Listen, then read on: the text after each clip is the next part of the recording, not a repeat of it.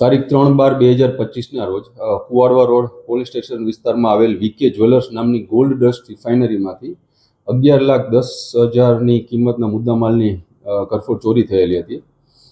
માનનીય CP sir, additional CP sir તથા DCP crime Jagdish Bangarwa સરની સૂચનાથી આ મિલકત સંબંધી ગુનેગારોને પકડવાની સૂચના હોય, જેના અનુસંધાને રાજકોટ શહેર ક્રાઇમ બ્રાન્ચ પીઆઈઓની અલગ અલગ ટીમ બનાવીને આ ગુનો ડિટેક્ટ કરવા તથા આરોપીઓને પકડવા માટે અલગ અલગ ટીમો બનાવેલી હોય. ત્યારબાદ અંગત બાતમી, ટેકનિકલ સોર્સ તથા હ્યુમન ઇન્ટેલિજન્સની મદદથી આ ગુનાના 4 આરોપીને દિલ્હીથી પકડવામાં ક્રાઇમ બ્રાન્ચની ટીમને સફળતા મેળવેલ છે.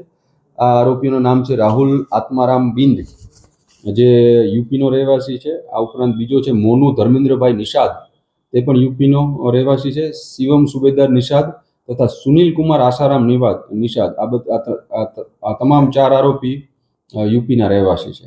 હાલ આ 4 આરોપીને પકડીને કુવાડવા પોસ્ટે સોંપવામાં આવેલ છે અને ત્યાં જ આની રિકવરીની તપાસ તજવીજ ચાલુમાં છે. આ 4 આરોપી એક સૌરવ નામનો એક છોકરો છે, જે અગાઉ આ વીકે જ્વેલર્સની ગોલ્ડ રિફાઇનરીમાં જ કામ કરતો હતો. એમને આ 4 આરોપીઓને ટીપ આપેલી હતી અને એવી રીતે જ રેકી કરીને આ 4 આરોપીઓએ આ ચોરીને અંજામ આપ્યો.